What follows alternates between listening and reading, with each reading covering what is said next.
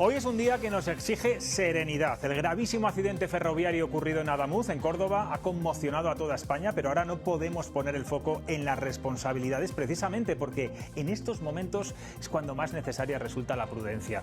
Aún no se conocen las causas del siniestro y conviene esperar a que avancen las investigaciones antes de sacar conclusiones, señalar culpables o utilizar el dolor como argumento. El respeto a las víctimas y a sus familias empieza por no alimentar especulaciones. Y a esa prudencia es también la que debe guiar la vida pública. A los partidos en estos casos se les exige responsabilidad, mesura y sentido institucional. De momento, PP y PSOE lo están demostrando. Ya habrá tiempo de buscar culpables, ahora toca estar con las víctimas y con los que las lloran. Aquí arranca Cuestión de Prioridades.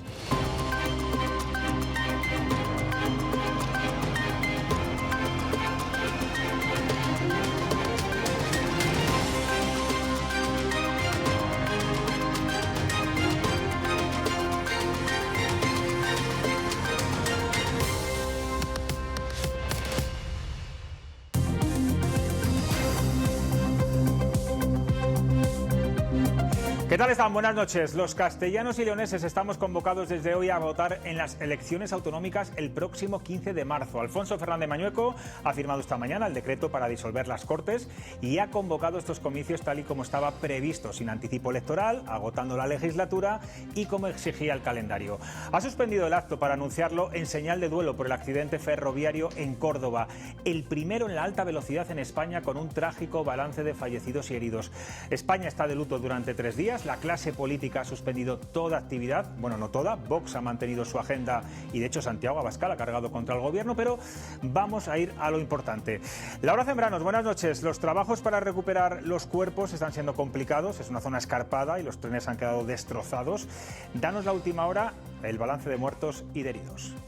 Buenas noches, José Luis. Pues la verdad es que las imágenes impactan. La colisión entre ambos trenes fue tremenda, ya que ambos circulaban a más de 200 kilómetros por hora y los dos vagones delanteros del Alvia han quedado, como ven en las imágenes, destrozados y separados después del impacto en nada menos que 800 metros. La cifra de fallecidos asciende por el momento a 40. No es una cifra definitiva, hay aún 37 desaparecidos. Se han registrado además 152 heridos de diversa consideración. Los más graves, 12 que están en la UCI, entre ellos un niño. Algunos supervivientes contaban los instantes de horror vividos durante el accidente. Se vino todo abajo, el techo del tren se cayó, la mesa que teníamos delante se arrancó. Mi hija me llamó a las 8 menos cuarto, llorando, descompuesta, diciendo que el tren había descarrilado. Cuando pude me puse contra la ventana y me hice una pelotita esperando lo peor. Era más que había algunos médicos en el vagón o los de adelante y han venido atrás y una de ellas confirmado que llegó. Esta señora o este señor, no sé lo que era, que había fallecido. Bueno, al menos ellos lo han podido contar. Uno de los casos que más ha sobrecogido es el de una niña de tan solo 6 años que ha sobrevivido al accidente. Salió casi ilesa por su propio pie del tren caminando por la zona cero. Sus padres, su hermano y un primo han fallecido y la pequeña ya está con los abuelos y ha pasado la noche con un guardia civil. Historias, desde luego, que nos rompen por dentro. Tanto Renfe como el ministro Puente descartan que el origen del accidente sea un error humano, tampoco el exceso de velocidad, y la vía además fue renovada en mayo y el tren de Irio, el que descarriló, fue revisado hace 4 días. Laura, cuéntanos cómo se produjo la colisión entre los dos trenes, danos los detalles. Sí, vamos a recrear este terrible accidente. A las 7:45 de la tarde de ayer, en este punto que van a ver de la provincia de Córdoba, en Adamuz, están a punto de cruzarse dos trenes. Un Irio, que había salido de Málaga y con dirección a Madrid, en el que viajaban casi 300 pasajeros. Por razones que aún se desconocen, descarrilan sus 3 últimos vagones e invaden la vía contigua, por la que tan solo 20 segundos después pasaba en dirección contraria este otro tren, un Alvia, que había salido de Madrid en dirección Huelva y que choca de forma tremenda con la parte de atrás del Irio.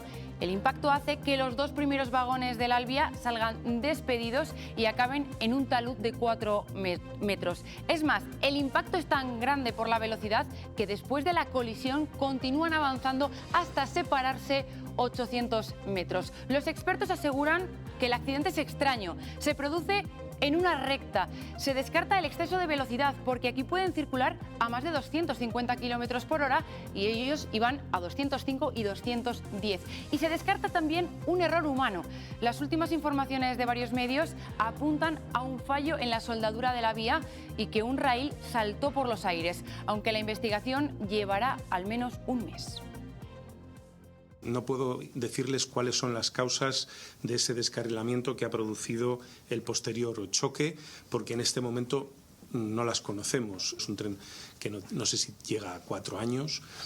Y también la vía es una vía completamente renovada, es una vía en la que se han invertido 700 millones y en concreto en ese tramo concluyeron los trabajos de sustitución de cambios, de desvíos, etcétera, en el mes de mayo de este año. Por tanto, el accidente es tremendamente extraño. Es un accidente raro, no ha ocurrido en una curva, ha ocurrido en una recta, no ha ocurrido en velocidad punta, ha ocurrido en una velocidad moderada para la que tiene el tren. ¿Cómo se vivió dentro de los trenes? Bueno, pues ante el caos hubo quien demostró tener nervios de acero. Hablamos de uno de los trabajadores de Irio. El vídeo circulado por las redes sociales con asombrosa tranquilidad y demostrando su profesionalidad mantiene la calma, así para controlar la situación. Necesitamos la colaboración de todos. Los que tengan asiento, por favor, permanecer sentados. Las personas que estén de pie y quieran buscar un asiento, avanzar a los primeros coches del tren que aún hay asientos vacíos. Si alguien tiene conocimientos en primeros auxilios, por favor, esa persona estar pendiente de las demás personas del coche. De verdad, cuando consideremos que sea seguro salir, lo vamos a hacer. Es más seguro estar ahora dentro del tren y por favor, confiar en nosotros, que tenemos muchos años de preparación en esto, pero si nos ponemos rebelde, no hay preparación que valga. Entonces tenemos que colaborar todos. Las baterías de los móviles, cuidado con las linternas porque se va a necesitar luego, ¿vale? Pues luego, qué templanza la de este trabajador en momentos de tensión, qué importante es. Bueno, de momento la coordinación entre el Gobierno central y la Junta de Andalucía es ejemplar. Tanto el PP como el PSOE están mostrando unidad y consenso en estas primeras horas y todos quieren esclarecer cuanto antes las causas de este terrible suceso. Las administraciones están remando todas a una en este caso. Hoy prácticamente todos los partidos políticos, salvo Vox, han cancelado su agenda. Tanto el presidente del Gobierno como el líder de la oposición se han acercado a la zona del accidente. Todos coinciden en que la prioridad ahora son las víctimas y sus familias y que se puedan recuperar todos los cuerpos. Recordamos que hay aún 37 desaparecidos.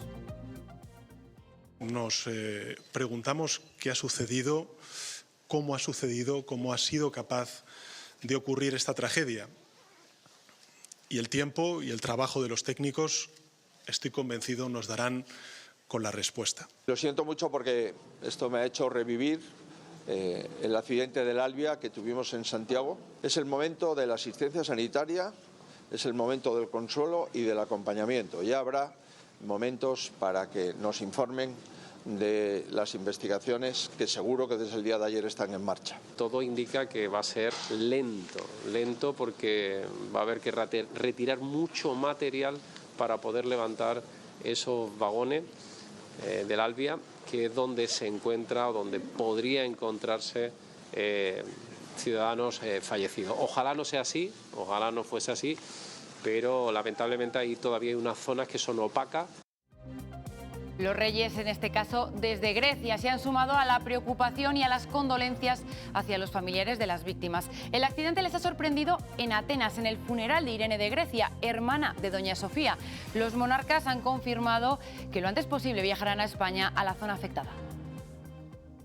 Entiendo la desesperación de las familias y todavía la cantidad de heridos que han sufrido este accidente y estamos realmente preocupados todos. La prioridad ahora es atender, es acompañar, es ayudar, es asistir a todas las personas que se han visto afectadas por este accidente brutal. Bueno, como decíamos, la actividad política se ha suspendido. Todos los partidos, a excepción de Vox, han aplazado sus agendas y precisamente hoy en Castilla y León el presidente Mañueco había convocado a los medios para anunciar la convocatoria de elecciones el 15 de marzo, tal y como estaba previsto. La ha anulado por el accidente y ha convocado junto a su gobierno un minuto de silencio por las víctimas. Muchas han sido las muestras de dolor hoy en nuestra comunidad.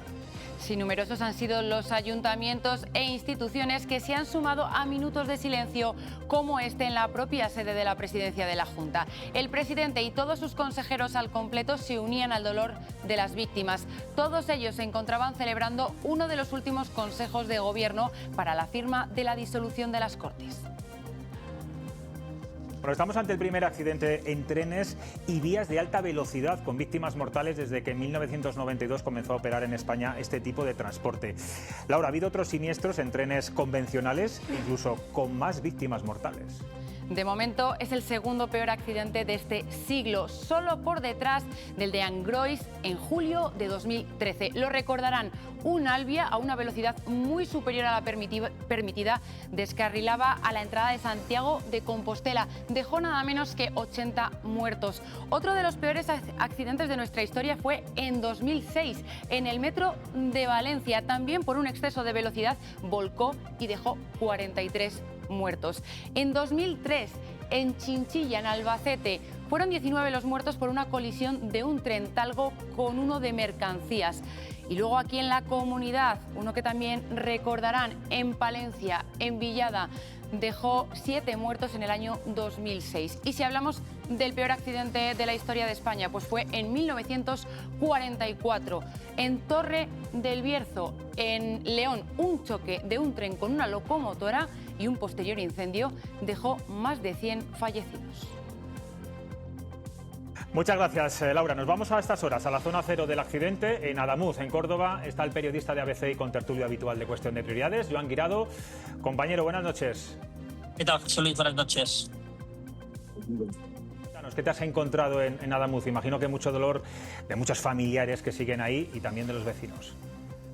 Sí, pues me he encontrado un pueblo muy solidario, un pueblo volcado con las víctimas, volcado con la tragedia, la mayor tragedia que ha vivido esta localidad de poco más de 4.000 habitantes. El frenesí de ayer de los vecinos aportando mantas, aportando chaquetas que están todavía en el interior de este local, que se repartirán posteriormente pues, en servicios sociales las que queden, hoy ha dejado paso a una calma tensa, a un silencio absoluto en el municipio, a llorar esas víctimas, a llorar esa tragedia y hacerse preguntas de qué ha pasado y de por qué ha pasado en Adamuz, de por qué ha pasado en este tramo que se venía señalando desde hace muchos meses por parte de algunos maquinistas. Hoy, como decíamos, los vecinos intentaban responderse a esas preguntas que se hacían todos.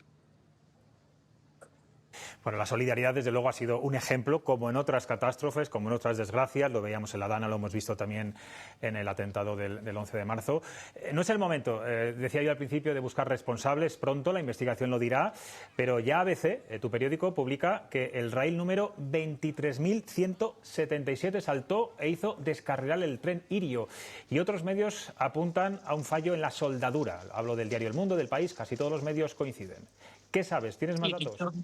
Sí, de hecho esta mañana ya avanzábamos en ABC, mi compañero Borja Méndez y yo, que era un fallo de las vías, lo hemos avanzado muy prontito y mañana ya avanzamos incluso más detalles de cómo ha sido este fallo, de qué casualidades se han producido para que un fallo en las vías más algún posible fallo en la mecánica inferior del tren pues hayan podido provocar este cóctel que acabó provocando el descarrilamiento de los en un punto muy concreto de la vía, creo que es el 318 de los coches 6, 7 y 8 del Irio, y que lamentablemente una distancia de tiempo, un lapso de tiempo de solo 20 segundos con el paso del Alvia que cubría la ruta Madrid-Huelva provocase ese impacto y provocase pues ese daño tan fuerte que es el que ha sufrido principalmente los coches 1 y 2 del Alvia. Seguramente si el tiempo de paso del Alvia hubiese sido más amplio, hubiese habido más tiempo entre uno y otro, si no hubiesen coincidido en ese punto de la vía, pues se hubiesen activado los mecanismos de frenado y no estaríamos hablando de la tragedia, de la magnitud de la tragedia de la que estamos hablando. Bueno, veíamos ahí la imagen de ese vial roto, de ese rail roto. Veremos si es la causa o la consecuencia de todo esto. Hablamos de investigaciones preliminares. También se están publicando, Joan, informaciones relativas a ese tramo. Tu medio y otros dicen que Adif avisó el año pasado de 8 incidencias, que se pidió bajar la velocidad, que los maquinistas alertaron de vibraciones en las vías y que estos problemas se debatieron incluso en el Senado. Problemas, además, que hoy se le ha preguntado directamente a Óscar Puente y dicen que no tienen nada que ver con el descarrilamiento. ¿Dónde están centrándose ahora mismo las investigaciones? Pues como decíamos, principalmente tanto las investigaciones de la Guardia Civil como también los técnicos de Fomento y ese comité de investigación de accidentes ferroviarios que ya ha empezado a trabajar, aunque sus conclusiones preliminares no se conocerán hasta dentro de un mes, se centran, como decíamos, en las vías y en qué es lo que ha podido ocurrir. Son vías que estaban renovadas completamente desde hace unos 7 meses, desde el mes de mayo, por tanto es un material nuevo. Veremos si es un defecto de fábrica, veremos si es como se apunta también pues, a la cuestión de la soldadura. Ahí es donde se están centrando ahora mismo las pesquisas, las principales investigaciones, las hipótesis y donde centran todos sus esfuerzos, tanto la Guardia Civil como los técnicos de transportes, para ver si se trata pues eso, de un accidente o si detrás puede haber alguna negligencia o puede haber algún defecto que pueda tener unas consecuencias penales distintas a las que tendría un accidente normal. Joan, estamos viendo una gran coordinación entre las administraciones de distinto color político. Tú que estás allí, ¿cómo lo estás viendo?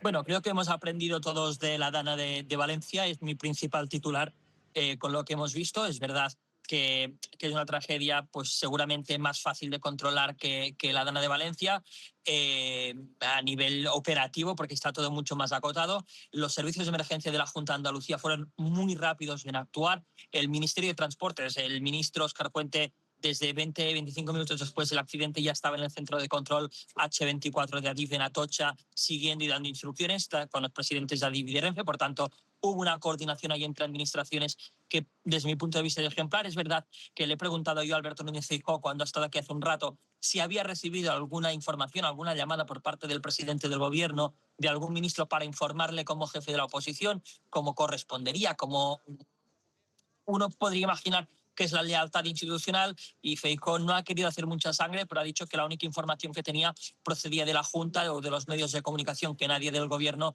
le había informado de nada. Es verdad que el PP no quiere entrar ahora tampoco en este juego, que hoy lo importante, hoy, mañana y pasado, son las víctimas, es ayudar a recuperar los cuerpos con vida que sean posibles, y atender a los familiares y a aquellas personas que están heridas, pero de bien seguro que es un tema del que se va a hablar en los próximos días. Pero respecto a la coordinación entre las dos principales administraciones afectadas, creo que es ejemplar y no se está haciendo política como se hizo, por ejemplo, con la cuestión de la Dana.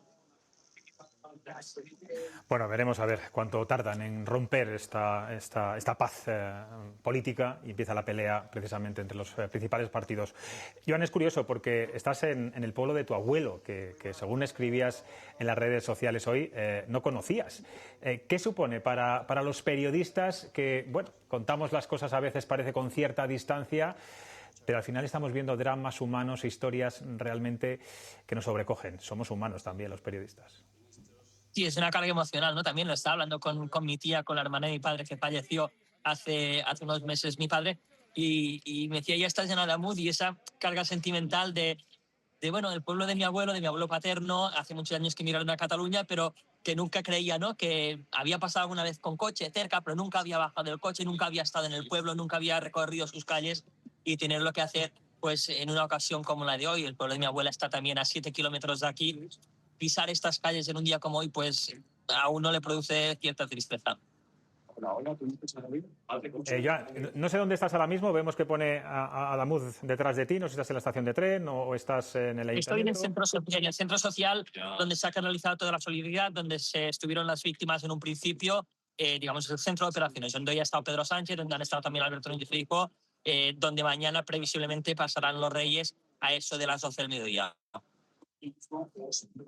Pues Joan Guirado, muchas gracias por darnos toda esta información. Sé que quieres también descansar un poco porque ha sido un día muy duro y me imagino que mañana seguirás ahí dando cobertura para el diario ABC. Gracias, como siempre. Un abrazo. Gracias. Bueno, pues esta noche nos acompañan aquí en Madrid Carmelo Encinas, buenas noches. Buenas noches. Maite Alcaraz, buenas noches. Buenas noches, Graciano José Luis. Palomo, ¿cómo estás? Muy buenas noches. Bueno, es la hora de que, por cierto, hay un dato que no habíamos dado antes, entre los desaparecidos, que son casi 40, hay 2 leoneses, dos hermanos de la capital leonesa. Es la hora de que las administraciones, Carmelo, estén a la altura. De momento parece que lo están demostrando, también los partidos políticos. Otra cosa es distinta, que es verdad que tenemos que exigir transparencia precisamente para evitar los bulos, para evitar la desinformación. Yo desde aquí siempre lo digo, acudan estos días a los medios de comunicación, iba a decir tradicionales, serios. Olvídese de las redes, si puede ser, en estos momentos, porque hay una desinformación brutal. Carmelo, ¿cómo lo estás viendo? Bueno, a mí, en ese sentido, me ha parecido que no ha habido color político. No ha habido color. Yo creo que han trabajado pues como se ha de trabajar, con los servicios públicos puestos en marcha por todas las partes, ya dependan del Gobierno central, del propio Ayuntamiento de Ademuz o de la Junta de Andalucía o la Diputación de Córdoba. En fin, a mí me parece que en ese sentido se ha hecho lo que se tenía que hacer. Y esto, bueno, pues es quizá la parte positiva de un día oscuro, un día negro. Estas últimas 30 horas han sido terribles y, ojo, las que quedan.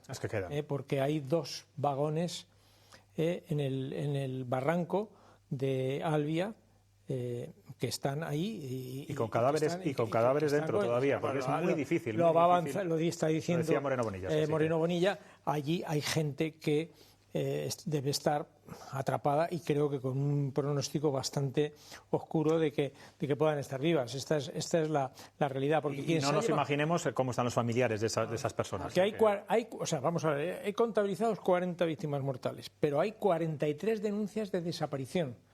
Hay que decir también que de los 40 cadáveres solamente hay identificados 5. Sí. O sea que solamente hay identificados 5. Hay 35 que están todavía sin identificar. O sea que esta noche va a ser larga, muy larga. No digo tan larga como la de ayer, pero creo que esta noche también va a ser larga. Aquí, en cuanto, digamos, al imaginar qué es lo que ha podido pasar, solamente había, una vez que se descarta el fallo humano... Déjame que hablamos ahora de eso. Quiero hablar primero, vamos a hablar de lo bonito, de lo bueno, de lo inédito, ¿no? que estamos viendo hoy entre esta sintonía entre PP y PSOE, entre las diferentes administraciones, Junta de Andalucía, Gobierno Central. Hemos visto las imágenes de Moreno Bonilla con Óscar Puente, con Pedro Sánchez. Decía antes Joan Guirado que Feijóo, no es que se quejara, pero decía que el Gobierno no le había dado información, que la tiene por parte del presidente Bonilla. Esta sintonía yo no sé lo que va a durar, Graciano, pero de momento es necesaria. Totalmente necesaria, y de luego que ya sea noticia en un país europeo y avanzado y educado como el nuestro, lleno de solidaridad, pues no deja de ser y tal. Pero en fin, hoy, como habéis dicho, es un día primero de condolencia y bueno, no sé, análisis no se pueden hacer, pues porque no sabemos por qué, se ha producido. Solo sacar lo bueno, que es un entendimiento, yo creo que por poco tiempo, pero ojalá dure in eternum, cosa que no sé tampoco si sería bueno en ese sentido, ¿no? Primero, condolencia. Segundo, seriedad en saber, digamos, qué es lo que se ha llevado por delante a tantas vidas y ha dejado un rastro terrible de tal cual. Y después, un tercer corolario, también en lo positivo, porque no puede ser de otra forma, porque además, hay razones para ello, es que ya no es ninguna novedad que allá donde se produce un gran accidente en España hay un movimiento inmediato de gente del pueblo que está siempre en primer tiempo de saludo. Y lo hacen gratia et amore, nadie les paga, no hay dietas, ponen sus mantas, ponen su comida. Ponen sus casas. Sus casas. Gente mayor, Graciano, gente muy mayor. Su cariño, su corazón, su amor. Bueno, pues para ser el primer día de una tragedia yo creo que por lo menos hay luz. Maite. Sí, esa gente a la que retrataba Graciano, es verdad que solamente mira por el interés de sus conciudadanos, de sus vecinos, de la gente que está sufriendo. El problema de los políticos es que muchas veces hacen cálculos políticos cuando afrontan tragedias, cuando afrontan algunos problemas. Yo no quiero ser ceniza, pero yo recuerdo en la Dana al presidente Sánchez y al presidente Mazón juntos también, como hoy hemos visto al presidente Sánchez y al señor Moreno Bonilla, y además pues hablándose entre ellos, pues el presidente Mazón me ha dicho, el presidente Sánchez le quiero agradecer, y luego todo eso saltó por los aires. Yo espero que no sea así, espero que en algún momento esta política en la que vivimos tan cainita, tan polarizada, pare y piense en para qué están ahí, porque todos estos políticos los pagamos precisamente para atender a la gente, para buscar soluciones, para prevenir estas cosas. Sí, si es que estas cosas se deben a algún fallo en algún punto político de las administraciones, que eso ya se verá. La administración, la investigación está por ver. Y añadiendo a lo que decía Graciano, ya lo has dicho tú, José, pero me gustaría hablar de esa niña 4 o 5 años. A mí me tiene estremecido, desde luego, este caso. Donde sus propios padres desaparecen, su primo desaparece, su hermano desaparece y ella solamente le tienen que dar 3 puntos de sutura y se la encuentran caminando ya solita por las vías del tren. Eso sí que es un milagro absoluto. Fíjate, en este caso esa niña salió por la ventana, según algunas informaciones, había ido a Madrid a celebrar, a ver El Rey León, el espectáculo, el musical, que era, digamos, su regalo de Reyes, y ha vuelto sin padres, ha vuelto sin hermano y ha vuelto sin... ¿Sabes qué pasa, José Luis? Vamos a escuchar muchas historias a partir de ahora, porque la casuística es tremenda. Allí había incluso la pérdida de un perro, de una chica también, que decía, por favor, mi perro está allí, le he visto en una imagen, ayúdame a encontrarlo. Son cientos de personas y cada una a lo mejor puede contar su experiencia. Había una muy curiosa, muy llamativa, de alguien que estaba... Pues, como sabéis, el Lirio tuvo el problema a partir del vagón 6. Ella iba en el 6 y fue al baño del 6 y estaba ocupado. Y entonces se fue al 5, al baño del 5. Y gracias a que se fue al baño del 5, no padeció, vete a saber lo que le hubiera podido ocurrir, porque le pilló en el baño del 5. Quiero decir, lo pongo como ejemplo, y esto de la niña, desde luego, es estremecedor. Hay un caso parecido, Carmelo, que contaba hoy Moreno Bonilla en la cadena COPE, y eran 2 amigos que estaban en la cafetería tomándose el café. Uno de ellos salió, unos segundos antes, y ha desaparecido. O sea, esto al final... Es el destino. O sea, mucha gente que a lo mejor también se contaba la historia de alguien que tenía plaza en el Albia y al final suspendió el viaje por no sé qué y no fue. Y, bueno, eso sucede muchas veces también. O sea, hay uno va a haber 40 historias. Y el avión ya se ha ido o ya no puede subir porque hemos cerrado, ¿no? Digamos que esas cosas que hay y tal, pero no esto que ha sacado Maite a colación de lo de la niña. Es que yo estoy pensando en mi nieta que tiene 6 años. Claro. Sin padres, sin hermano, sin primo. O sea, es estremecedor. Ha dormido con una guardia civil, y ya está con su abuela. Y luego otro asunto, José Luis. Y lo que habrá visto, además. Otro asunto, y es que los que estamos aquí mismamente habremos pasado 50 veces por allí con el AVE. Hemos viajado, porque el AVE Andalucía lleva 34 años, ¿no? Entonces hemos pasado 1000 veces. De hecho, yo iba a sacar unos billetes para Córdoba el sábado pasado, para este sábado, y no pude, por una circunstancia familiar, y los tengo yo tengo unos billetes que me los voy a comer, porque para Córdoba el sábado que viene. Y así cuentas una y otra. Hasta el 2 de febrero no se restablece con normalidad la conexión Madrid-Andalucía. ¿Cuántas veces hemos pasado por ese punto? No ha ocurrido nada en 34 años Bueno, yo creo que aquí hay una fatalidad. La fatalidad es que coincidan el descarrilamiento con el paso paralelo por la otra vía. Sí, porque si no se hubiera quedado un simple descarrilamiento... Pero siempre pasan. Mira, porque los espectadores tengan unos datos, somos el país con una red de trenes de alta velocidad más extensa de toda Europa, la segunda del mundo después de China. España es el 7º país en viajeros del mundo.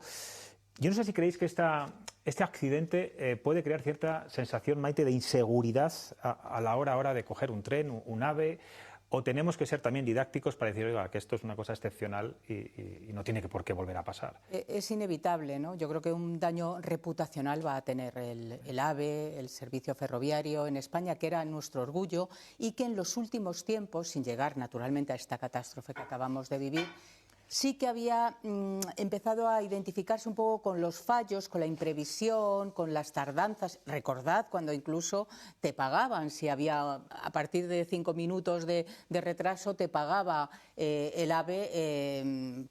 Te indemnizaba, por así decirlo, porque estaba garantizado 20 minutos. o 20 minutos, que estaba garantizado la puntualidad. Ahora todo eso ha saltado por los aires. Ya ocurría, ya había un poco esa sensación de que las cosas no se estaban haciendo bien, de que es verdad que tenemos una red ferroviaria absolutamente fabulosa. Yo me acuerdo que Carmelo y yo viajamos hace muchos años a Israel, donde el entonces presidente de la comunidad, que era Alberto Ruiz Gallardón, fue a vender a Israel la infraestructura con empresarios, porque éramos la admiración del mundo, la admiración del mundo. Recordad también el AVE a la Meca, que luego se ha conocido por otras derivadas respecto al rey Juan Carlos. La experiencia es enorme. Claro, que siempre que la ingeniería civil en España ha sido admirable. Y yo creo el cambio que ha supuesto para la economía de muchas ciudades. Exacto, que las ha puesto, de León, de las ha puesto en el Segovia. mundo. Las ha puesto en el mundo. Antes había manifestaciones. Yo recuerdo cuando se empezó a hacer todo el trazado del AVE por toda España, había manifestaciones en los pueblos más recónditos. Había un señor con una pancarta diciendo que quería que llegara el AVE a su pueblo, ¿no? Porque cambiaba. Te ponen el mapa. Efectivamente, cambiaba absolutamente, ¿no? Y a tu pregunta, yo creo que un daño se iba a hacer. Lo que pasa es que yo creo que los seres humanos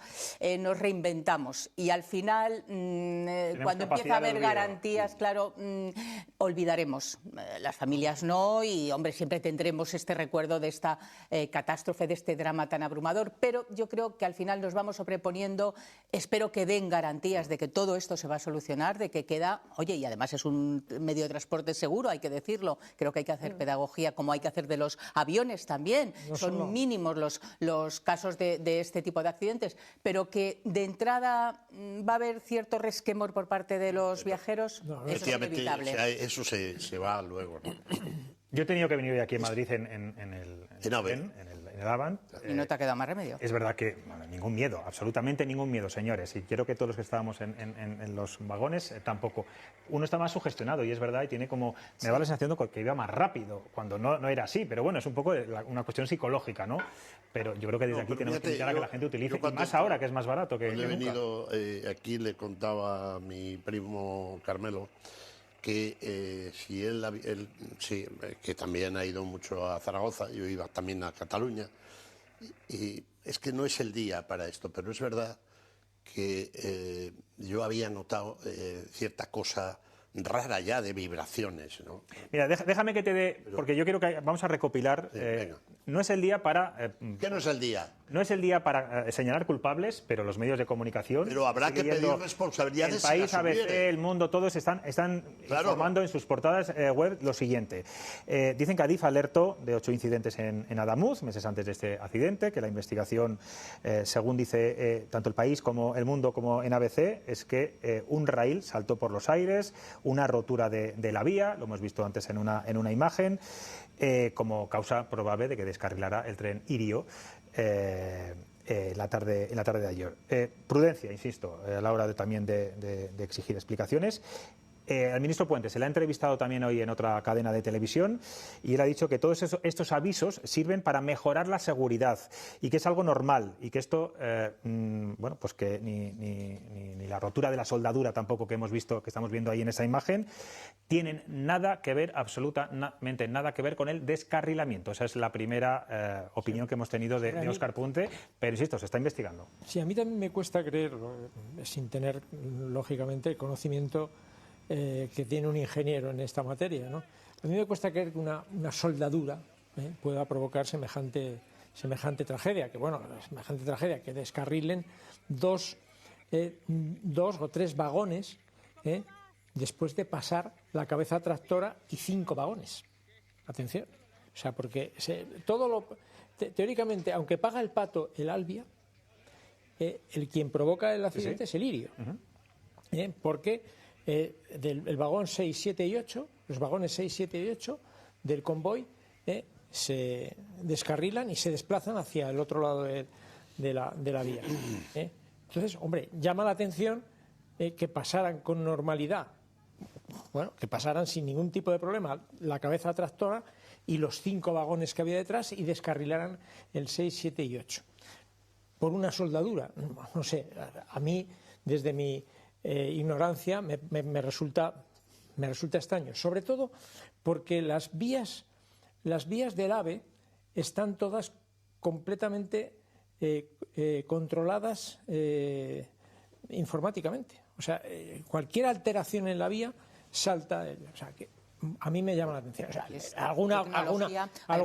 alguna causa tiene que haber. Esto es evidente, porque, claro. O sea, aquí puede haber dos responsables. O la maquinaria de Lirio, o la vía. No puede haber otra cosa, porque no ha habido fallo humano. Eso no hay fallo humano, no hay exceso de velocidad. Solamente puede ser. Vías renovadas, es verdad que puede tener. Se han inclinado más por la investigación hacia la vía, pero no sé si a lo mejor los bogies del 6 o del 7, 8 vagón de Lirio podían tener algún problema. No lo sé, eso está todavía por ver. Pero vete a saber, no sabemos, por eso no hay que especular. No especular, pero quiero recordarte que el avión... Esto no es una especulación, esto es lo que dice la investigación. No, yo creo que habrá que pedir responsabilidades de una manera u otra. O sea, eso es, pero acaba de empezar la investigación, también hay que decirlo. Yo no digo quién es el responsable, ni tengo ni idea, ni sería completamente loco.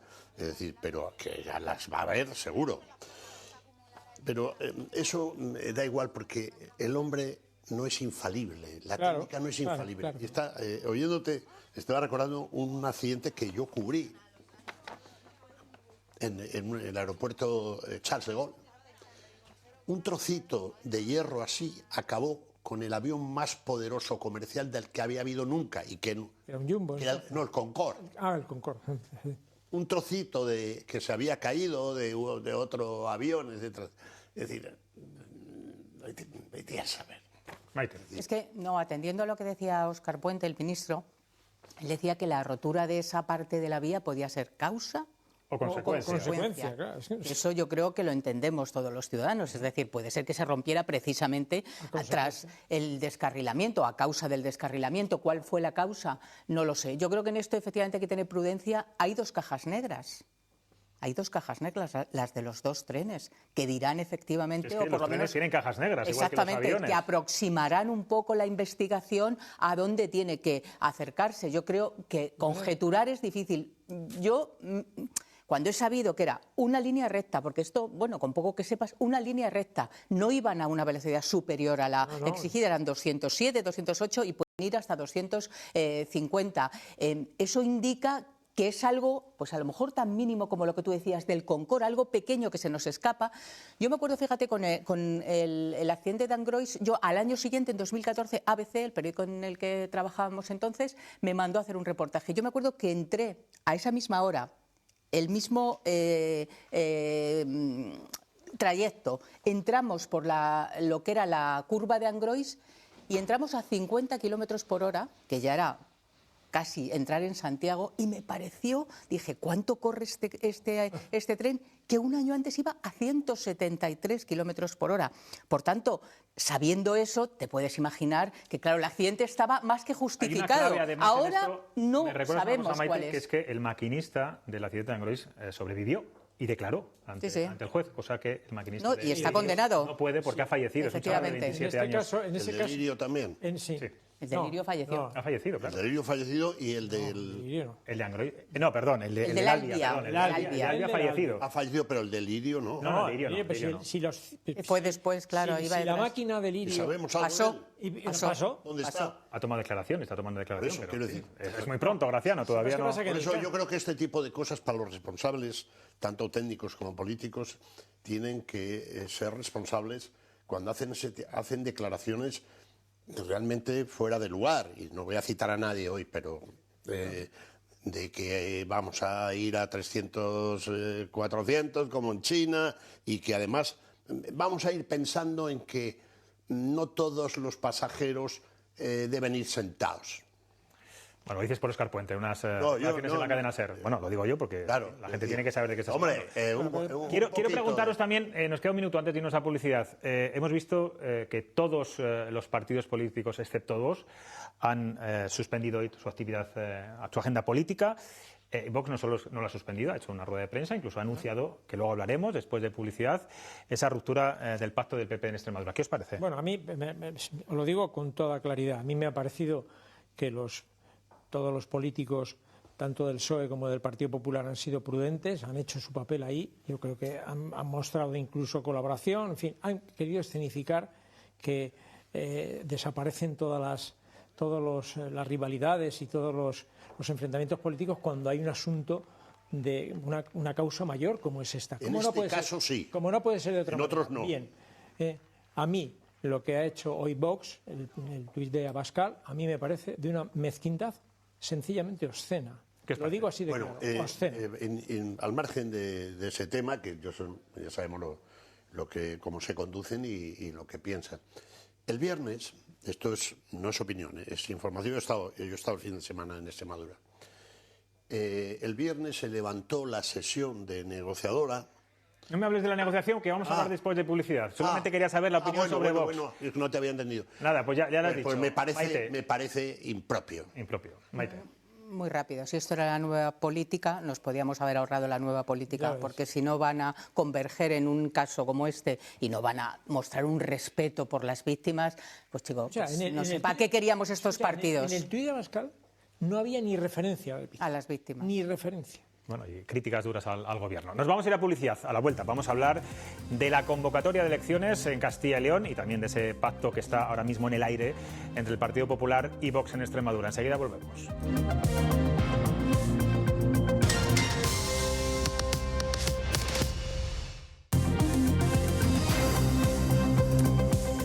Bueno, seguimos en cuestión de prioridades. Vamos a dejar el terrible accidente ferroviario de Córdoba a un lado. Luego volveremos con este asunto, pero hoy la noticia política estaba en Castilla y León. Alfonso Fernández Mañueco ha suspendido el acto para convocar las elecciones en nuestra comunidad por el accidente, pero ha firmado el decreto en el que ahora sí se confirma, bueno, lo que ya sabíamos, agota la legislatura y el 15 de marzo vamos a votar, Laura. Sí, eso es. Iremos a votar a las urnas el 15 de marzo con este decreto que van a ver en pantalla que ha firmado esta misma mañana Alfonso Fernández Mañueco. Se disuelven las actuales Cortes, las de la 11ª legislatura, y se fija la nueva fecha electoral.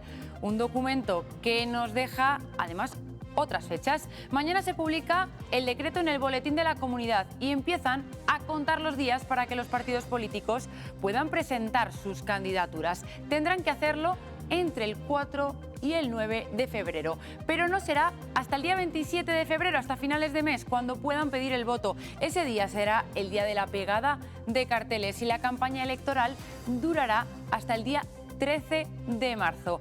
El día 14 tendremos la jornada de reflexión, como siempre en sábado, y el día 15 iremos a votar.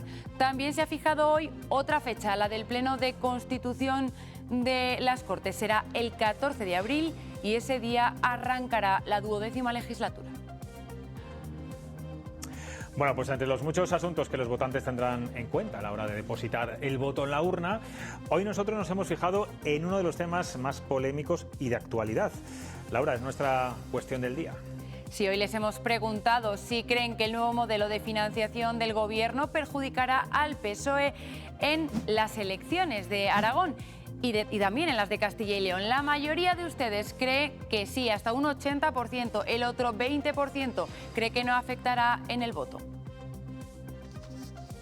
Bueno, se lo contábamos antes, el único partido que no ha suspendido hoy su agenda política por el accidente ferroviario de Córdoba es Vox. Y no solo eso, hoy ha anunciado que rompe las negociaciones con el PP y complica la investidura de María Guardiola. Y el motivo, según los de Santiago Abascal, es el presupuesto que se destina a cada una de las consejerías. No quieren hablar de ruptura, siguen abiertos al entendimiento, pero la realidad es que la negociación ahora mismo se complica. Nuestras condiciones, que son extraordinariamente razonables, tan razonables que son las que se aprobaron en Valencia, por ejemplo. Seguimos pensando lo mismo, que se puede negociar. Ojalá no atienda a razones la señora Guardiola. No es una cuestión de una consejería, 2, 3, una vicepresidencia. Está todo ahí. El problema es el presupuesto. La versión del Partido Popular la hemos conocido a través de un comunicado. Acusan a Vox de romper unilateralmente y sin previo aviso la negociación que se está manteniendo para el futuro gobierno de Extremadura.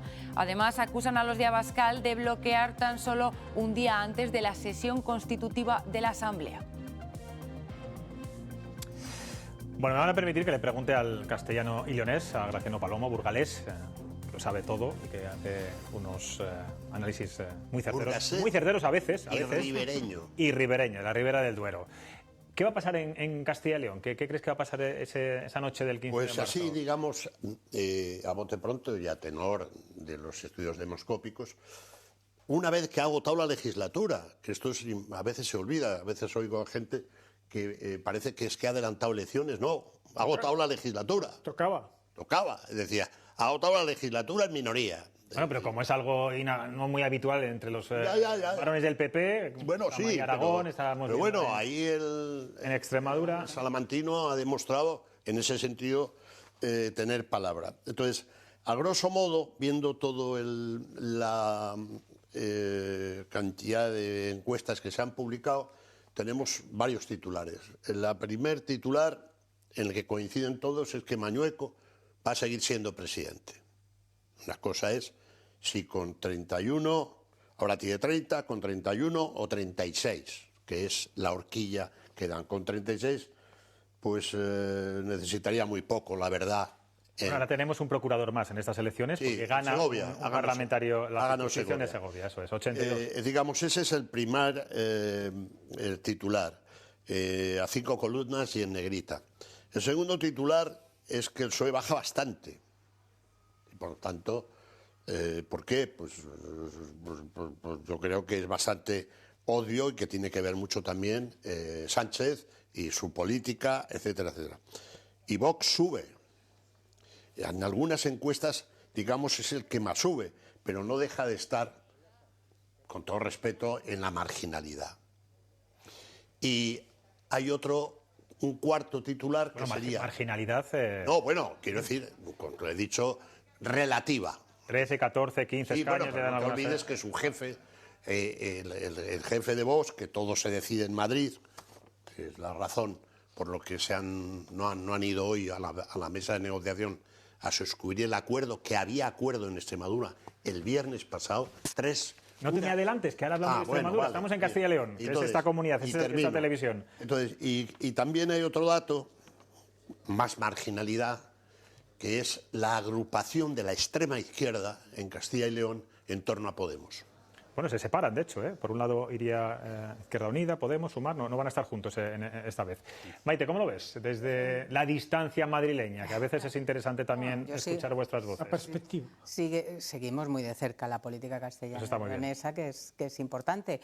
Yo creo que Carlos Martínez va a ser otro damnificado, como lo es Pilar Alegría probablemente en Aragón, y como lo fue desde luego Miguel Ángel Gallardo en Extremadura. ¿Y por qué son damnificados? Bueno, porque al final van a afrontar unas elecciones autonómicas con un lastre que se llama, con nombre y apellido, Pedro Sánchez, y si quieres arrimarlo a la última decisión, a la singularidad financiera de ¿tú crees Cataluña? Que modelo de financiación autonómica, casos de corrupción, casos de acoso sexual, todos estos temas afectan directamente a los candidatos socialistas? Sin duda, los periodistas y los políticos solemos decir que no, que las autonómicas hay que hablar de lo que de verdad importa a los ciudadanos y de las políticas autonómicas, de agricultura, de ganadería, de industria, tal. Pero al final yo creo que cuando un ciudadano de Castilla y León va a meter su papeleta en la urna, hombre, se acuerda, por ejemplo, de que ese candidato socialista no ha dicho nada contra un régimen de financiación autonómica, un modelo que, desde luego, va a perjudicar claramente a las comunidades autónomas que no son exactamente la catalana, que precisamente es la que le puede dar el poder o a la que está sosteniendo con sus partidos autonómicos. Bueno, en este caso... lo ha dicho tarde, en un primer momento apoyó este modelo de financiación, 3 días después ya dijo que, bueno, que sí, era pero al final, detrás de Carlos Martínez va a haber unas siglas que va a poner Partido Socialista Obrero Español, que es el que ha decidido llegar a esos acuerdos con los partidos catalanes, especialmente con Esquerra Republicana. Dicho lo cual, yo estoy un poco con lo que dice Graciano. Mañueco va a ganar, vamos a ver también el margen con el que va a ganar, la necesidad que tenga de pactar con Vox. y que Dios nos coja confesados, viendo lo que ha ocurrido en Extremadura, de lo que vamos a hablar ahora, que Dios nos coja confesados si depende de Vox el gobierno de Castilla y León. Puede haber otra opción, bueno, mayoría absoluta, por supuesto, teniendo en cuenta, como decís, ese escenario en el que gane Alfonso Fernández Mañueco, que pactara con Vox, que fuera necesario.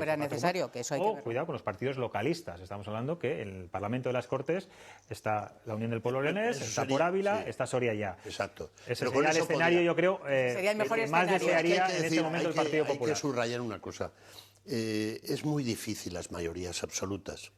En Aragón no se ha conseguido desde el inicio de la democracia. En Castilla y León sí ha habido, digamos, mayorías absolutas. Muchos años. Es muy difícil. Por eso que digamos, la gente más sensata que pilotó la transición entendieron que había dos bienes de Estado políticos en el país, que se pueden trasladar a los territorios. Un centro-izquierda, que representaba el Partido Socialista, y un centro-derecha que representaba el PP, todo. Pero eso ya es absolutamente imposible. Entonces, por lo menos en 1 o 2 lustros. Y eso es lo que hay, pero desde luego, claro, si Mañueco se pone en 36 de 82, va a ser... tiene una posición de fortaleza para negociar. Bueno, vamos a ver. A mí me parece difícil conseguir esa mayoría. La mayoría absoluta me parece muy difícil, porque es obvio que las encuestas no lo apuntan y yo creo que en eso no van a fallar. Y además es verdad que Vox está, en términos generales en España, está al alza.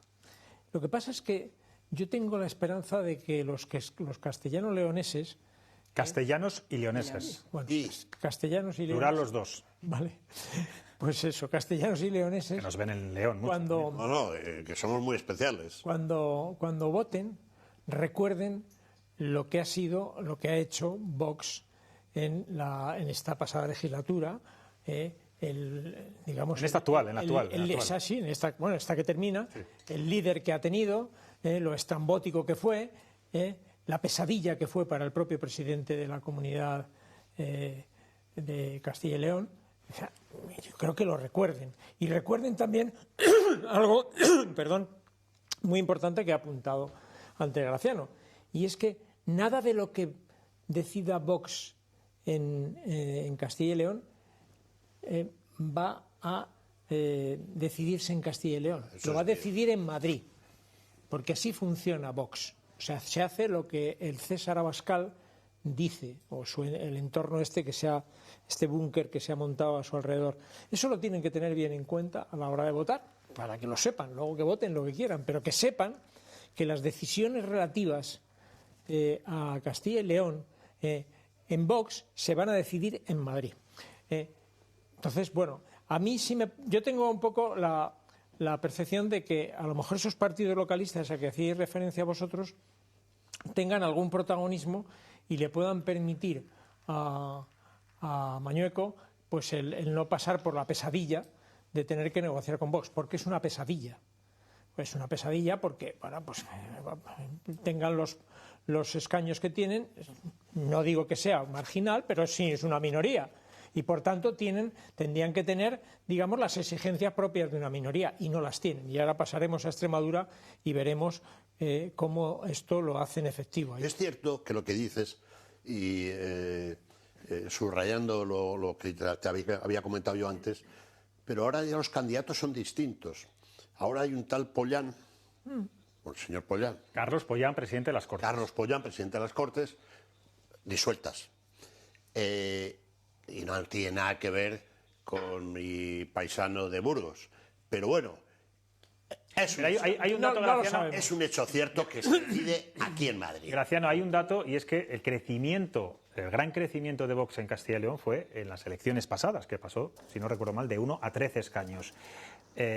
claro, lo que hemos visto en Extremadura quizá no se reedite en Castilla y León. Sería muy difícil que doblara el número de escaños, porque eso ya se vivió hace 4 años. Yo no sé si el crecimiento aquí va a ser mucho más... Parte ya de una posición menor, ¿no? importante.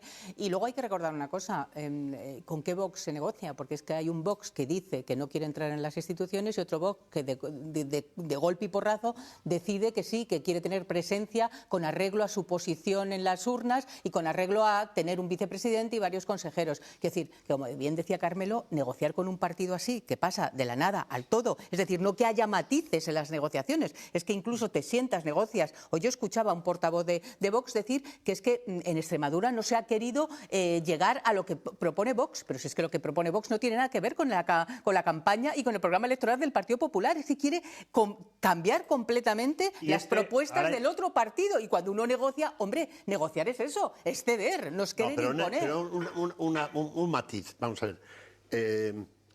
El presidente Mañueco ha negociado siempre con Santiago Abascal. Dejémonos de historias. Es decir... Hombre, no le habrá quedado otra, ¿no? No, pero que llamaba, que no se andaba con... es decir, que él no ha negociado es que no tiene con... otra alternativa. Él, cuando necesita, sí, ahora no sé lo que va a ocurrir, lo que decidamos nosotros allí, ¿no? Pero ¿tú votas en Castilla y León? ¿Tú votas en Castilla y León, Graciano? Claro. Ah, no lo sabía. Bueno, no sé. Pensaba que estabas empadronado en Madrid, discúlpame. Desde tiempo inmemorial. Vale, muy bien.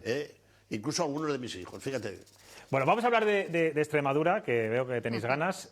Bueno, hablabas tú de un Vox, que no sabemos si quiere entrar en los gobiernos, si no quiere entrar, tanto dice que sí como que no. Este órdago que ha lanzado hoy, precisamente hoy, un día tan catastrófico como este, no sé qué día es hoy de enero, que no olvidaremos. 19 de enero. ¿Es porque es una excusa para no entrar en el gobierno de Extremadura? ¿O qué pretende Vox rompiendo estas negociaciones un día antes de la constitución de la Asamblea del Parlamento Autonómico de esta comunidad? Bueno, yo creo que lo que quiere es dinamitar las mesas de negociación, porque entiendo que las decisiones que se toman en Madrid, efectivamente, y que mandan al equipo negociador, es ahora nos conviene por el cálculo electoral que hagáis esto, ahora decirle a Guardiola que no, llegad a un acuerdo, porque efectivamente sobre la mesa se había llegado a un acuerdo con papeles escritos y demás, y al final los denunciáis y no queremos entrar en este gobierno porque no nos dan las consejerías suficientes. Creo que esto...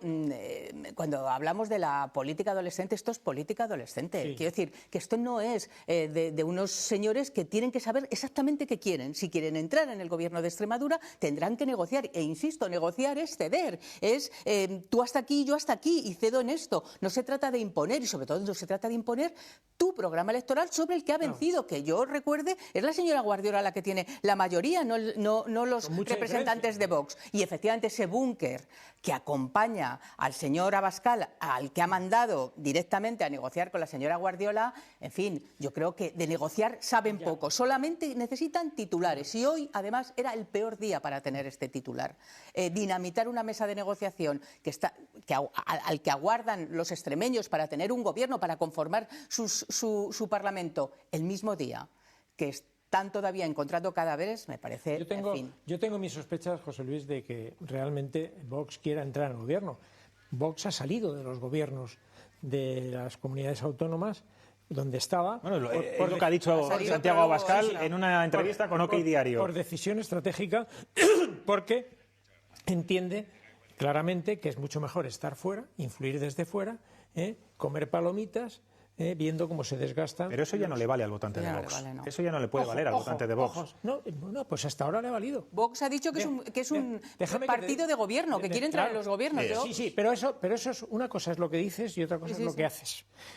Tú ten en cuenta una cosa, a ellos les ha ido muy bien en las encuestas, han engordado extraordinariamente, estando fuera de los gobiernos. Bueno, escucha. No, vamos a ver. Déjame que termine el argumento, Graciano. Les ha ido muy bien. Las encuestas, estos son incuestionables, todas les dan bien. Desde la siempre cuestionada del CIS hasta cualquiera, Sigma 2, en fin, todas les dan bien. Entienden que no se desgastan, que es una técnica como otra cualquiera. Entonces, en Extremadura sí que queremos entrar, pero mira por dónde, cuando ya estaba el acuerdo, desde Madrid dicen que no. No digas que no. ¿Por qué? Bueno, no se sabe muy bien por qué, pero lo cierto es que el señor Fuster, el portavoz nacional de Vox, dice que no se aceptan sus políticas. O sea, lo que pretenden, en el caso de Extremadura, lo que pretenden es que las políticas del PP queden a un lado y se impongan las políticas. Bueno, pero es que en Valencia lo han conseguido. Claro, bueno. Y ha dicho, de hecho, que serían políticas muy similares a la de la Comunidad Valenciana. Claro que lo han conseguido en Valencia. Pero en Valencia, Valencia es una cosa muy distinta a Extremadura, entre otras cosas porque Valencia fue la primera que metió la pata al señor Mazón adelantándose a pactar con Vox, que le costó las elecciones a Feijóo. Acordaros muy bien. Y Valencia es un escenario muy diferente. Con todo el rollo de la Dana, es un escenario muy diferente. Son cosas, vamos a ver, son intereses distintos. Los de Vox de Castilla y León quieren entrar en el gobierno. Los Vox de Extremadura quieren entrar en el gobierno. Los que presumiblemente suceda el 9-8 de... 8, en Aragón. En Aragón quieren entrar en el gobierno. Sí, pero luego se van los que no quieren son los de la calle Bambú. Claro. Porque ahora ya han tenido experiencia de que fuera los de allí, los del sitio, los del terruño, ya han tenido experiencia de que fuera de la iglesia no hay salvación. Es decir, hace un frío del carajo. Es decir, cuando hablo de la iglesia, lo hablo hiperbólicamente. Metafóricamente. Es decir, fuera del coche oficial y del presupuesto, es muy jodido. Vamos, pero si se han engordado, como bien decía Carmelo, pero por no entrar precisamente en los gobiernos. Es que no es por porque no hay desgaste. Han engordado, no por eso. Pues porque hay una tendencia en la sociedad, entre otras cosas porque está el señor Sánchez, fíjate. Entre otras cosas porque está el señor Sánchez. Y porque más Sánchez, más Vox. Exactamente. Bueno, ese es el objetivo de Sánchez. Ese es el objetivo de Sánchez. Bueno, pues que tenga cuidado. Exacto. Perdona, Maite, es el objetivo de Sánchez, pero en las encuestas estamos hay trasvase de votos. Que hay en provincias como en Murcia, como en Huelva. Ocurrió en Badajoz. Lo que busca. Y en 20 empatan en escaños. Y lo que busca Sánchez es más Vox, claro, para decir, ¿veis? O yo o estos. Hasta que sus electores se vayan a Vox. Que ya está empezando a pasar. Vamos a ver, Vox pretende, como en eso le doy la razón a Aznar, que yo le doy pocas razones a Aznar, Vox quiere comerse al Partido Popular. Bueno, es su objetivo. Obvio desde el primer momento. Vale, bien.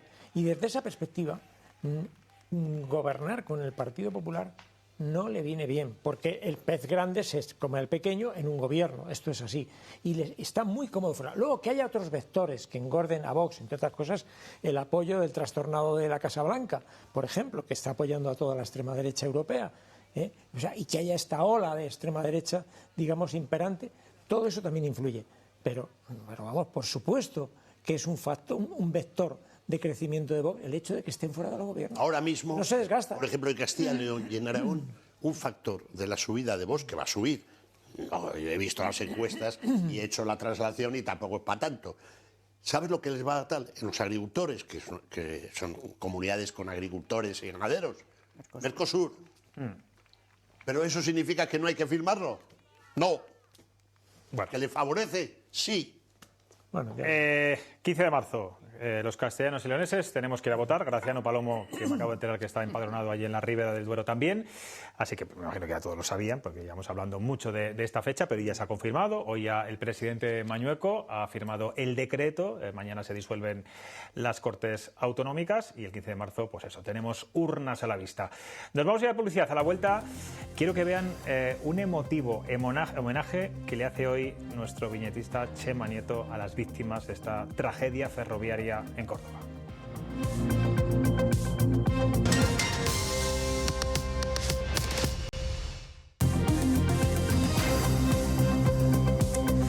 Probamos en estos últimos minutos que nos quedan en cuestión de prioridades a volver al accidente ferroviario de Adamuz, como les decíamos, el mayor del AVE de la historia.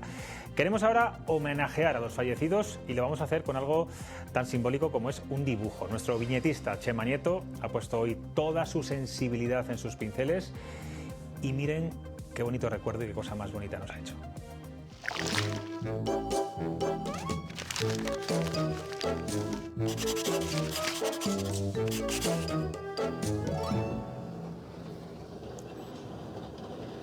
Estos tiempos de inquietud necesitan mucha luz. Cuando Luis dejó el vagón cafetería, descubrió con sorpresa que no encontraba su asiento ni siquiera su coche del tren. Fue deambulando por los pasillos hasta que una voz le dijo: «¿Me enseña su billete, por favor? Verá, no puedo entenderlo. Tengo asiento de pasillo y ahora todos los asientos del tren son de ventana. No se preocupe, es que el tren ha cambiado. Siéntese donde quiera, que enseguida llegamos». Luis se sentó y vio alejarse al revisor, rozando los asientos con sus alas. Más luz en cada rincón de Castilla y de León. Bueno, pues la verdad es que nos emociona. A mí me sigue... Lo he visto esta tarde. De hecho, le he dicho a Chema Nieto directamente que me parece la viñeta más bonita que ha hecho en estos 6 años que llevo trabajando con él aquí en Cuestión de Prioridades. Se nos ponen los pelos de punta. Claro, Carmelo, estamos hablando de que la muerte no avisa. Efectivamente. De que ayer mucha gente cogía ese tren para ir a Madrid, ¿sabes? Para ir a Andalucía. A todos nos plantea... Y que no hay consuelo además para tanto. No lo hay. ¿Qué consuelo puede haber? O sea, el paso del tiempo solamente. Y a todos, digamos, nos pone en la tesitura de decir, oye, ¿dónde te la puedes encontrar sin esperarlo? Porque todos cuidamos nuestra salud, intentamos, pues ser prudentes con más o menos intensidad, pero mira por dónde. Bueno, pues en un medio de transporte que es, no lo olvidemos, el más seguro que existe. El tren está catalogado en todo el mundo como el medio de transporte más seguro. Más que el avión. Más que el avión, incluso. Y estamos hablando de que este es el primer accidente que tiene el AVE en 34 años. El AVE, sí. Lo que es el AVE. Y bueno, pues efectivamente nunca sabes dónde te la puedes encontrar. Y esa es una reflexión que a todos nos da la vuelta, independientemente de nuestra condolencia por la gente que ha fallecido y sobre todo por los que ahora mismo están sin saber si sus personas queridas están entre la chatarra que ha caído en el barranco de Ademuz. Esto es pues por lo que estás diciendo, yo creo que la conclusión o la moraleja, allá como cada uno pueda entender lo que es la existencia de la vida, es que efectivamente nunca sabemos dónde nos vamos a encontrar la parca. Por eso hay que andar con cada uno con nuestro propio paso, intentando no hacer daño a nadie y, si se puede, el bien. Yo creo que esa delgada línea, ¿no?, que separa la vida de la muerte estaba en esa persona que estaba en la cafetería y se fue porque había terminado de tomar el café, en esa niña que deambulaba por las vías, en esa familia que venía a celebrar un cumpleaños y que se ha quedado por el camino, y como antes decía Carmelo, en toda esa gente que está esperando el milagro, que debajo de esa chatarra hay algo de vida. Son 43 los desaparecidos. Claro, hablamos de esas víctimas mortales, de estos familiares que ya saben, esos 5 que ya saben que sus familiares han fallecido, los que están esperando seguramente un milagro. Pronósticos y milagros, desde luego, absoluto. Pero luego hay otras víctimas también que hemos visto hoy en muchos testimonios, en las televisiones, en los medios, que son desde los que no cogieron ese tren, precisamente, bueno, pues por casualidad o por fortuna, los que han tenido que ayudar y han visto imágenes dantescas, un día como el de hoy, claro, fuerzas de seguridad del Estado, vecinos, claro, esos son víctimas también que van a tener y van a tardar mucho psicológicamente en olvidar todo esto, ¿no? No, es realmente un acontecimiento que te toca y te marca in eternum mientras vives, o sea, y las pesadillas y los sueños y la inseguridad, es decir, porque bueno, sí, dices, bueno, voy a hacer tripas corazón y subo yo he tenido accidentes aéreos, por ejemplo, en Cuba, y me costó el hacerme, y cada vez que voy en un avión ahora y empieza aquello... Bueno, pero accidente aéreo te refieres a unas turbulencias un poco duras. No, un accidente, íbamos un grupo de periodistas, 7, 8, sí, nos abrazamos todos, en Ciego de Ávila, se llama la ciudad, donde desapareció uno de los comandantes más míticos en mi accidente, de la Revolución, Camilo Cienfuegos. Y bueno, un accidente ardiendo los motores, vamos, o sea, no es... Y tienes que hacer de tripas corazón porque si no, no sales de la Ribera del Duero. Sí, no sé si Maite y Carmelo, en vuestra dilatada trayectoria profesional os ha tocado cubrir algún tipo de suceso, de acontecimiento trágico, donde realmente veas el dolor de las personas muy de cerca. Spanair, por ejemplo, aquí en Madrid, y fue terrible. Angrois, que yo lo recordaba porque cuando ayer estaba en casa terminando un artículo que tuve que cambiar para el debate con este suceso, empecé a ver los titulares: un fallecido, 3 fallecidos, 4 fallecidos. Se repetía la historia, Le dije a mi marido, esto me recuerda a Angrois, terminaron siendo 80 allí. Espero que aquí sean bastantes menos. Bueno, no fue un accidente, fue un atentado, pero el resultado en víctimas fue brutal, que es el 11M, donde yo lo viví muy directamente. Yo siempre digo que la mitad del pelo blanco que tengo tu hija fue por mí, mi hija, porque iba en uno de esos trenes, afortunadamente. No tuvo sí, alguna vez lo has contado, sí. Pero cuando vives la angustia, que mi angustia fueron no más de 10-12 minutos de duda, porque enseguida apareció mi hija en antena, la escuché en antena. Pero cuando vives la angustia de la incertidumbre de que sabes que hay muertos y que puede ser una de tus personas queridas, uno de ellos, eso yo no se lo deseo a nadie. Eso yo lo viví de esa manera y no se me va a olvidar jamás. O sea que puedo entender esta gente que está ahora allí en Córdoba, en Ademuz, preguntando ansiosamente por una persona desaparecida. No hay más que ver las redes sociales. Estamos viendo familiares, amigos con fotos buscando. Eso es terrible. Una cosa que yo creo que es importante, hay que hacer un homenaje también a esos equipos de terapeutas, de psicólogos, de psiquiatras que están en Madrid, están en Atocha, están en Ademuz, estuvieron el 11M, que también lo recuerdo. ¿Cómo ayudan a esas familias? En el momento de mayor desolación, donde no encuentras ningún tipo de consuelo en nada, hay gente profesional, cariñosa, con empatía, que te agarra del brazo y te da las herramientas para, como poco, afrontarlo de primeras. Todos los servicios públicos, Cruz Roja. Además, incluso, pero sí, los psicólogos. Y la gente. Hay que reconocer que en este país, en la desgracia saca lo mejor de la gente. El comportamiento de los vecinos de Ademuz, que tú relatabas antes. Gracias. Y toda la comarca, Carmelo. Y toda la comarca, o sea, todos los pueblos. Gente modesta. Sin que nadie se lo pida. Es sin que nadie les pida nada. Sin que nadie les diga, porque en una noche fría de invierno, hacía un frío gélido, y la gente se presenta allí con sus coches, con las mantas, con alimentos. Oiga, ¿cómo puedo yo echar un cable? A mí eso siempre me parece el canto a la esperanza, sí, está claro, que te provoca en una situación tan trágica como esta. Bueno, pues en este trágico, difícil y triste 19 de enero para nuestro país nos vamos a quedar con esa imagen de solidaridad de todos los vecinos, y mañana seguimos contándole más información y más cosas de este suceso. Nos vamos ya, Carmelo, Maite. Buenas noches, amigos. Graciano. Nos vemos mañana. Adiós.